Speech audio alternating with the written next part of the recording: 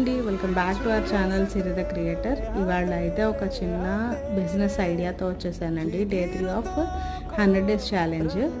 ఈ ఛాలెంజ్లో ఏంటి అంటే కనుక మీరు బిజినెస్ అయితే స్టార్ట్ చేసుకోవచ్చు. ఎలాగా అంటే ఒక 500 రూపీస్ పెట్టుబడితో మన దగ్గర ప్రోడక్ట్స్ అయితే కొనుక్కుంటారు.